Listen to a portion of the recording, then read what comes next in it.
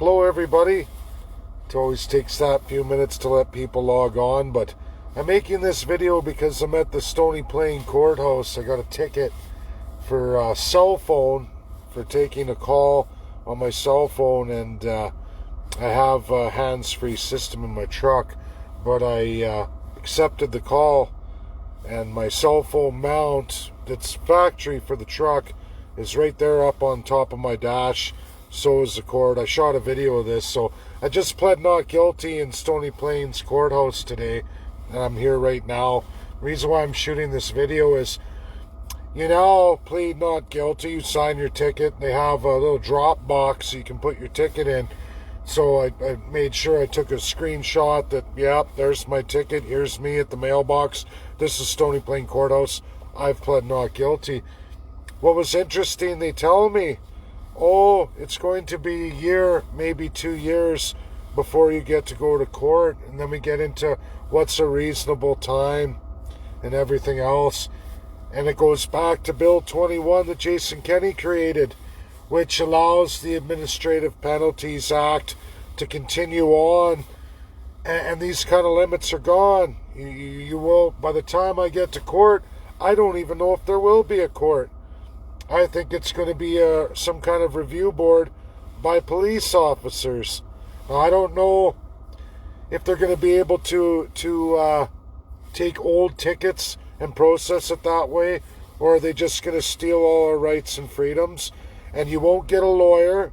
You won't get to be represented in a court of law, but you'll be going in front of a police review panel that are definitely not your peers and are absolutely 100% for the officers. So it's a travesty of justice, and really this stuff absolutely has to be fought. Jason Kenney has to go.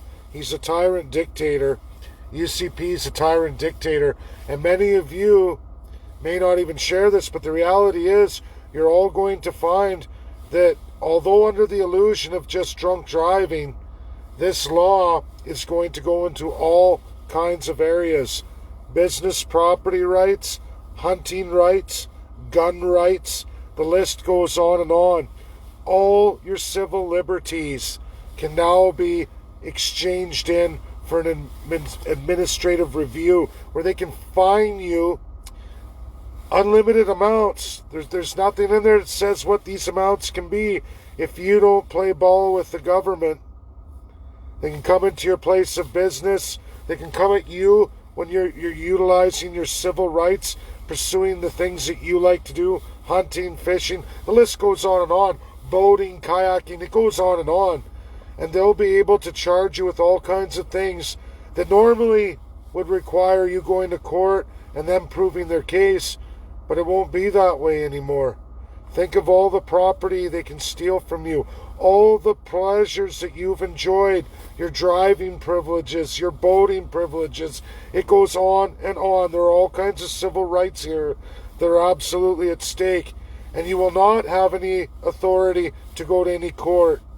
That's what they're rolling out with the changes in Bill 21 that was just done here in August. It's scary, everybody, really scary. I get into the second part, and I tag Dave Belay. He says, he's a friend of mine. We've worked together over the years. I have no animosity for Dave, but he puts a post up where I could have possibly made up a Trump tweet because it's not there anymore, deleted. Thing is, I have the original screenshot as it happened, and what's nice about all phones, when you take a screenshot, it puts the time, the login date, and that's recorded on the internet. I didn't make up the deleted tweet. I'm sure a lot of people are saying all kinds of things, but here's some reality facts for you all when it comes to video and pictorial evidence. Right now, you can all go on the FBI's website, Twitter. I'm going to make a post following this to go on. They've arrested 82 people who were in the storm on the Capitol Hill building, okay? Newsflash, there's cameras in every hallway, camera teams that are historically always there at the Capitol Hill building. There's about 10 of them, actually. They're there every day of the week.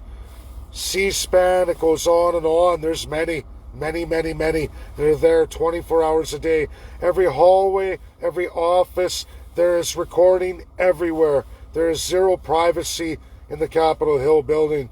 You enter there, you're not only dealing with the law enforcement that protects the grounds and the front doors and at the security to process people, you're also dealing with the Secret Service. Now, the Secret Service just went through this with some really smart people here that are going with narratives that people are kind of waking up now.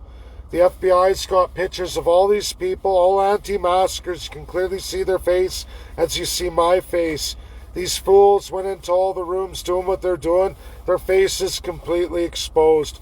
Anti-maskers, Trumpers.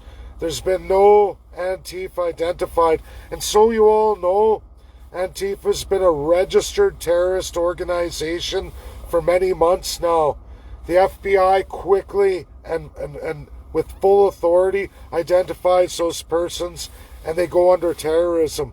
There's none of that with the FBI logged right now. So far, it is all Trumpers, all Trumpers. There's been no anybody registered in a terrorist organization, which Antifa is. Now, were there people covering their faces like this, wearing dark glasses and wearing black outfits that are the Antifa we all know, who absolutely hide their identities? Sure, there was a number of them on the grounds. Sure, did some probably throw and break windows, maybe even start it? Sure. But the people in absolute mass majority, anti-maskers, absolute Trumpers, went through the Capitol Hill building. The woman shot in the chest, the vet, was shot by a trained professional who is taught to shoot in the chest first. Critical wound, the first people that come, because they have a job to protect the senator or congressman they're assigned to, and that is their job. That is their lifetime job, and that's all they're trained to do. They tell you to stop, you don't stop. One to the chest, one trying to hit the heart, the other one goes to the head if you continue to come. She didn't continue to come. She fell back into the arms of another fella who shot a video. And he had his hand cut outside. He didn't shoot a video. The media interviewed him outside. 82 arrests. That guy arrested too. Every picture the FBI's published, you can clearly see everybody's face. There's already been 17,000 tips of who the people are identified. If they went into a senator's room or a congressman's office, they were all on video. They're all recorded because all those offices are under film 24 hours a day. How would people not know? The Constitution of the United States is absolutely clear. No threats, foreign or domestic. We've all heard that term. I'm in Canada. We don't have the same kind of system, even though our police are heavily more empowered than the American police, but not the Secret Service. And they were told to stop. They continued to come. That woman was leading the charge. First threat neutralized. Everybody else screams. You can clearly see in the videos in the hallways, everybody screams. So everybody knows there were 20-some officers outside. One died fatally from the absolute beating he received from the predominantly Trumper crowd. They beat the hell out of him outside. He died. It's up to 5 deaths. There's also 26 officers who are in the hospital right now. Many of them on critical themselves or in real bad condition because they absolutely got handed to outside by more than 500 people. Now, the people inside the building, there's more than 200. FBI sorting through all of it. They're already up to 82 arrests. Not one Antifa publication. Anyone arrested who's masked down so far in that Capitol building, not one registered on the terrorist site.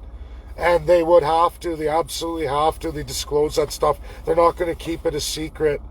This is the FBI. This is how they operate. They always have. And so far, like I said, all anti-maskers, that's not an Antifa. Now, if there's Antifa people who've never been caught by the law, weren't wearing masks and dressed up as Trumpers, that would allow their identity to be captured. Anyone who knows Antifa, I've been dealing with them for many, many years. I'm on the Anti-Hate Network, clearly published. I've been picked on by that group and that organization more than anyone. I even just have a recent publication, even though somebody screenshot it and showed it to me, I'm banned from their website or any kind of communication. I'd have to sue them to have them take down the defamation of character. I have to file a lawsuit, as I do with a whole bunch of NDP groups and supporters. That's reality. And I'm in a private sector union that's dues are supporting that crap, and they're attacking me all the time. You all can probably go look. You'll see I'm published on the Anti-Hate Network many, many times. It's not me making stuff up. I've dealt with Antifa for many, many years. There's all kinds of Antifa videos for many, many years logged in my history. Any of my loyal followers know absolutely I know what I'm talking about, as do many of them. And it's okay not to speak up. People say, Dave, don't speak up, don't talk about this stuff. But you know, this ticket I'm going to fight whenever that comes around, if they don't drop it. I'm going to show you the difference between making an affidavit and actually filing exhibits and evidence, and the judge being forced to look at the evidence. And if you don't do that and you make an affidavit of accusations, and then when it comes to court, the judge will say to you, where's your evidence to support your affidavit? And if I say I don't have any, I'm going to lose every time. Now, some people are saying, oh, Trump was sold out by his lawyers. Trump is a master in legal. He's got $1 billion organization. He's even got an excessively high IQ, okay? This guy isn't some naive little baby. If he was, he wouldn't be a billionaire. He knows what he did. I know what he did. Lots of people know what he did. People a lot smarter than me in more successful organizations know what he's done, and they've all went gone. He's lost a mass amount of following. Think I've lost a mass following for me on 70 some people? He's lost lots. If a vote was held today, he would be down to about 50 million, not his 72. That's how stark it is for him right now. He's lost that much following. He's definitely lost almost all of the Senate. Pence has now said, I am not going to enact the 25th, even though there's more than likely a great chance that Pence could easily tomorrow push that, win the 2/3, and guess what? He would be president. Trump would be out on his butt. But Pence said no way, even though Trump absolutely threw him under the bus. And anyone who's going to try and say Pence is a bad guy, Trump's vice president, when Trump said that, give your head a shake. It's getting more and more clearer. Everybody's left Trump. His entire inner circle, his cabinet, gone. One left who did want to quit. Dan, he wanted to quit. They begged him to stay. And just out of duty and respect to the office, not for Trump, he stayed. And now Twitter's reactivated him, Facebook's reactivated him, where he tells everybody no. Even though in the rally, Giovanni, military force, and he's saying we're all going to go down there. But Trump himself didn't go down there. He said he was going to walk everybody down there to support all the patriots. He didn't go down there. He incited that when he called out Pence on his tweet that he had removed. Trump incited all of it. Maybe there were a few Antifa who threw rocks through windows. Maybe they did start the initial violence against the Capitol Hill building, a couple of them. I don't know why they wouldn't be wearing masks to identify themselves. That's not Antifa's way. And any of you patriots know absolutely Antifa is all about hiding the face, dark glasses, dark clothes, don't disclose who you are.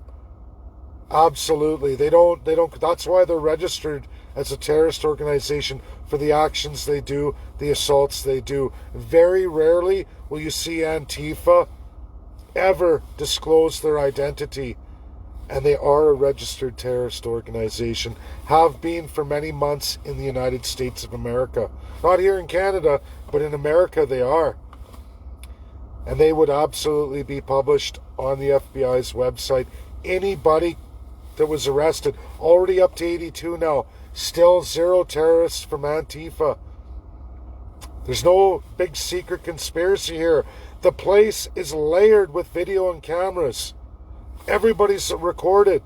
All the anti-masker Trumpers, which are clearly not wearing any masks, you guys. That's not Antifa. That's not how they operate. They're very skittish. They're very chicken shit, is what I call it. Dealt with them lots. So have all of you. If you've been in the capital region, Edmonton, Alberta, you've been dealing with them a lot longer than the U.S. is dealing with Antifa. I can tell you that right now. It's almost like they took it from Edmonton, Alberta. Home of the Communist Party, home of the Marxist-Leninist Party, for all of Canada and right here in Alberta. They're registered right here in Edmonton, Alberta. Capital city of Antifa, communism, the rest of it. In all of North America, really, unless something in Mexico, I haven't really looked. But absolutely, for USA and Canada, Edmonton, Alberta's the capital of communism and Antifa. Absolutely. Everybody knows this. So, that's my video today. Thanks, everybody. It's about waking up, and in time, all this is going to come forward. I was really hoping in the next few months I would be in on this case, but they're going to delay it for a year or 2 years, which means likely they're going to throw it out. But how many people just pay the ticket and let them get away with setting their own kind of precedent? How many of you are going to let Jason Kenney's Bill 21 to amend that administrative act and take away your rights to a fair trial, your rights to legal representation, and your rights to be before a judge or a jury of your peers? How many of you are going to allow that sacred charter right and freedom, that sacred civil right freedom of your province? How many of you are going to stand by and allow Jason Kenney to allow this illegal legislation, unconstitutional, which is absolutely a communism? It is a communism. Clearly, defiantly. And I'm going to tell you, experts in the world, these world constitutional experts from every major academic circle worldwide across, is all coming forward with the anti-democracy, coming forward with the lockdowns. Bet you all didn't know that. Even Bloomberg talks about that. Bloomberg's doing all kinds of work right now. The media is changing, and smart people are coming forward to go, hey, wait a minute, this wasn't what they were rolling out. This is opposite than what the narrative was. They wanted some things, but they certainly didn't want the globalist, socialist Great Reset. And people are starting to wake up, including mainstream, and I'm very happy about that. World academia starting to wake up. We can't lose democracy. We need everybody. We need all these narratives. And I'm sorry, the fantasy has to be exposed. The truth always has to be exposed. It's not about popularity for me. I go up, I go down like this, but it's always about truth. And it doesn't even matter about me. In the end, you will all learn it, whether you like it or not. You're going to learn the truth anyway, because the reality will come forward, whether I'm here or not, or whether I'm in any position to get through to anybody. Thanks everybody for watching my video. I need it to stay forever, and I'm scared. I'm going to go look for my other video, some of the videos that I've had Facebook take down permanently. I better make sure that ticket video isn't gone, because if it is, oh man, I'm going to be very angry. That's I did do some screenshots, but still, having the video and having that for court is an absolute. So I'm going to go check that, because I don't want to lose that video. Thanks everybody. Bye now. And this one too, because it's dated, it tells you the time. This is when I handed in my ticket. Not guilty. Bye now.